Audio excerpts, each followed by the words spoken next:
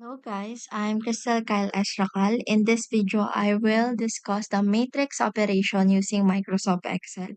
So sa videong ito, ipapakita ko kung paano natin masosolve ang different matrix operation kung saan ma-encounter natin ang matrix addition, subtraction, and multiplication.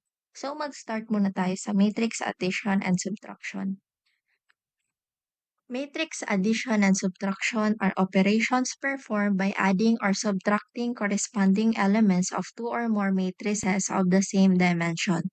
The resulting matrix has the same number of rows and columns as the original matrices.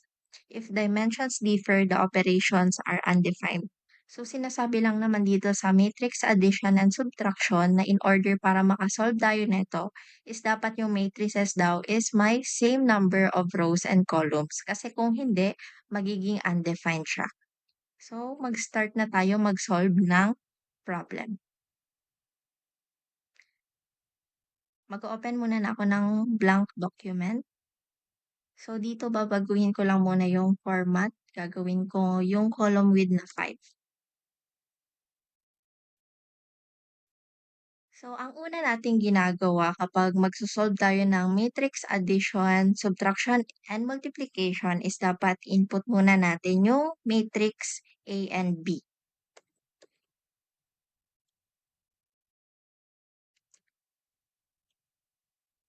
So, eto. Palitin ko lang.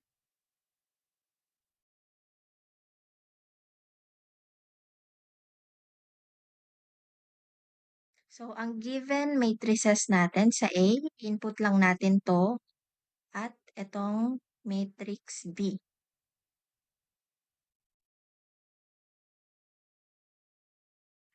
So, sa matrix A, meron tayong 7, 9, 8, 2, 11, 3, 17, 2, 5, 9, 12, 4, 6, 5, 13, 1, 8, 4, 12, and 9. So, highlight muna natin to.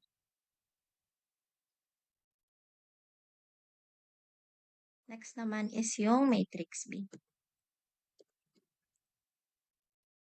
Sa matrix B naman is 9, 6, 19, 1, 14, 4, 3, 18, 4, 2, 5, 2, 5, 9, 15, 7, 11, 9, 12, and 17. So, highlight lang natin to ulit.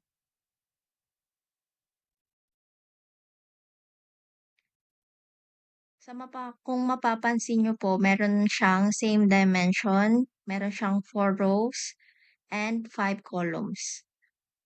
So, isolve muna natin yung unang hinihingi ng problem. So, ang una daw is A plus B. A plus B.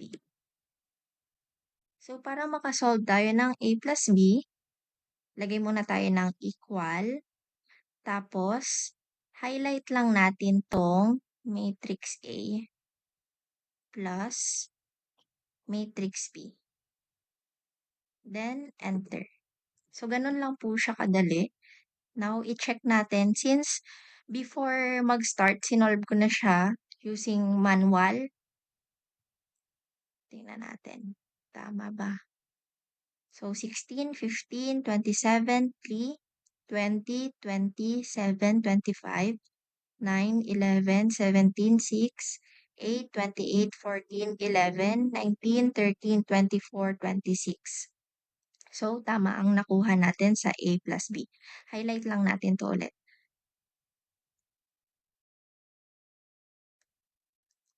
Next naman na hinihingi is 6b plus 2a. 6b plus 2a. So, para naman makuha yung ganito, dapat lagyan muna tayo ng equal. 6, tapos times. Since ang times natin ay ganito, then highlight natin ulit yung matrix B plus, plus 2 times, highlight naman natin yung A, matrix A. Then press enter. Sige, compare natin kung tama ba.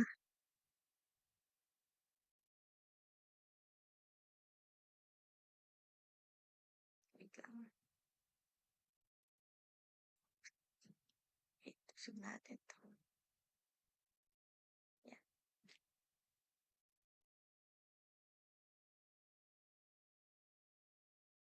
So, ang nakuha ko is 68, 54, 130, 10, 112, 52, 30, 106, 34, 30, 54, 20, 44, 116, 64, 42, 82, 62, 92, 96, 120. So, tama po ang nakuha natin. Highlight lang natin siya ulit. So, next naman na pinapahanap is A minus B. So, A minus B. Ang ginagawa natin naman sa pag-subtract is lalagyan lang siya natin ng minus sign. So, equal muna. Equal. Highlight natin yung matrix A minus. Highlight natin ulit ang matrix B. Then, enter. So, try natin i-compare kung tama ba yung nakuha nating sagot. So, ito, negative 2, 3, negative 11, 1, negative 16, 14, negative 1, negative 3, 1, 7, 7, 2, negative 6, negative 2, negative 4, 1, negative 3, negative 5, 0, negative 8. So, tama ang nakuha natin. I-highlight lang natin ulit.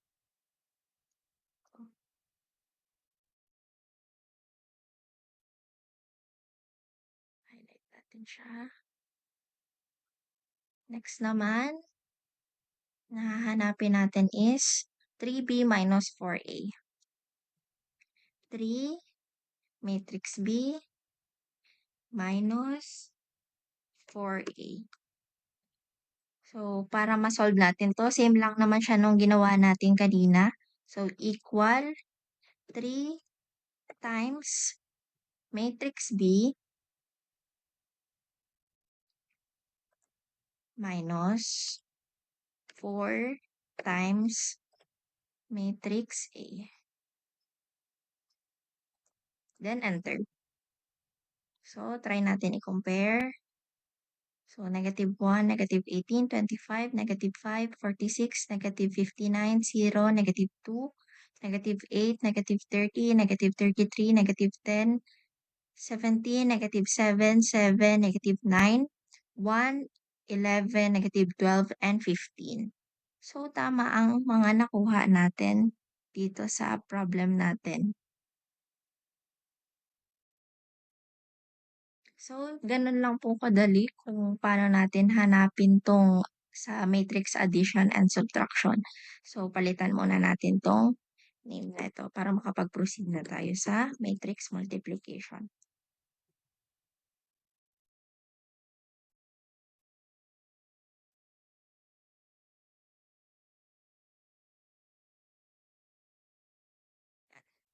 Proceed naman po tayo sa matrix multi.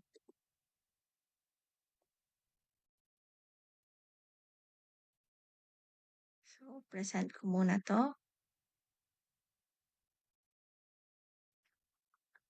So, ano nga ba ang matrix multiplication? Matrix multiplication is the process of combining two matrices by multiplying rows and columns to produce a new matrix. It is possible only when the number of columns in the first matrix is equal to the number of rows in the second matrix.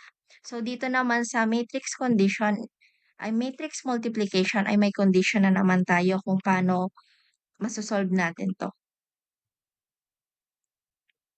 So, meron tayo ditong given problem. So, para mas magets natin is mag-solve tayo ulit. So, dito naman, input din natin ulit yung matrix A. So, ang matrix A naman natin is 7, 9, 8, 2, 11, 3, 17, 2. Next, 5, 9, 12, 4, 6, 5, 13, 1. Tapos, 8, 4, 12, 9. So, ito yung sa matrix A natin. Highlight lang natin ulit. Sa matrix B naman, ang given is 7, 9, 8, 2, 4, then 6, 11, 3, 17, 2. Next is 5, 9, 12, 4, 5. Then 4, 1, 3, 10, and 6. So, highlight lang natin siya ulit.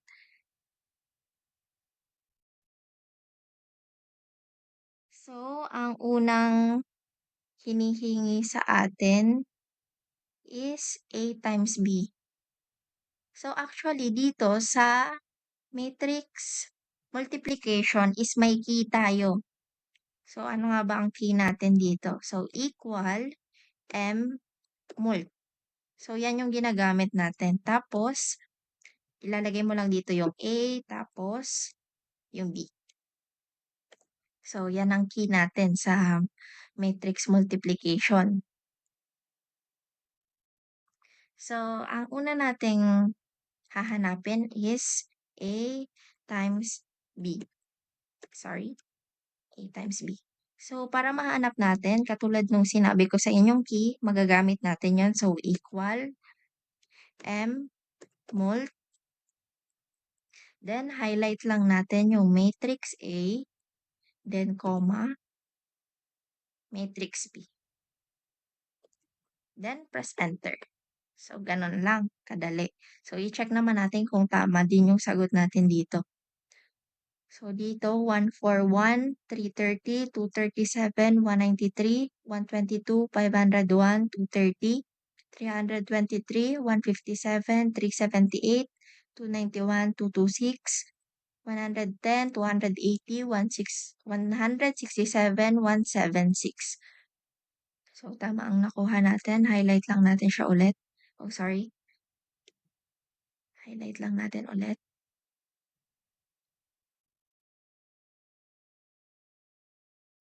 Next naman natin hahanapin is B times A. B times A. So, dito naman parang babaliktarin lang natin pero magagamit pa rin natin yung key natin. So, M mult. Highlight lang natin yung matrix B. Then, yung matrix A.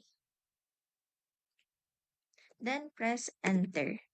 So, itry naman natin i-compare kung tama ba yung nakuha natin. Wait, baba ko lang. So, 119, 308, 185, 147, 130, 129, 444, 136, 214, 169, 137, 346, 223, 161, 150, 94, 335, 125, 171, 131, 178, 338, 247, 117, and 152. So, tama ang nakuha natin. Oh, sorry. Balik lang tayo dito sa ginagawa natin.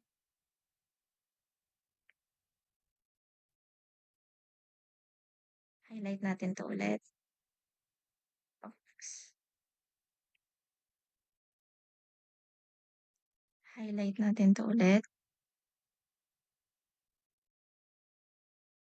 So, ayan.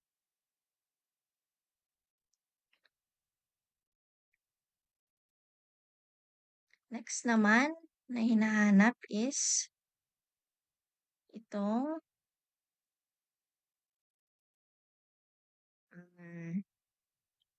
2A times 2B. 2A 2A times 2B. So, dito, para naman mahanap natin 'to, so ang una muna nating gagawin is ita-times muna natin yung given na 2 doon sa matrix A. So, ganito, equals, so 2 times matrix A. Then, enter. So, ito yung magiging 2A natin, di ba? 2A. Next naman is 2B. So, ang 2B natin, so magiging siyang equal 2 times matrix B. Then, press enter.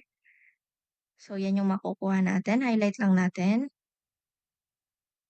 Gawin natin to.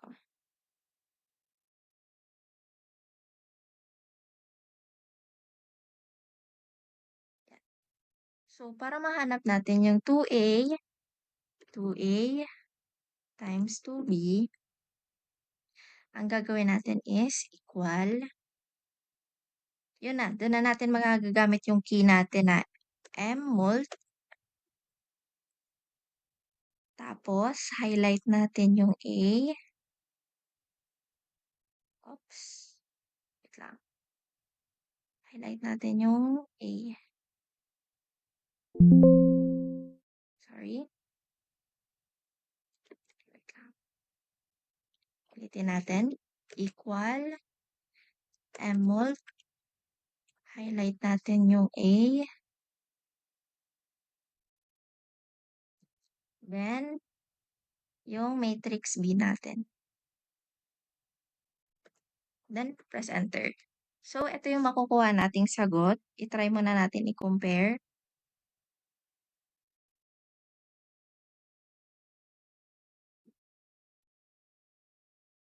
So, yung sagot dapat natin daw is 564, 1,320, 948, 772, 488, 2,004, 920, 1,292, 628, 1,512, 1,164, 904, 440, 1,120, 668, and 704.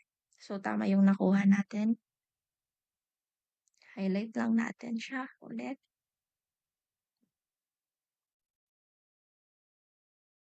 So, yun. Ganon po natin kunin tong sa matrix multiplication. So, yun lamang po. Sana may naintindihan kayo. Yun lang po. Thank you and ingat palagi po.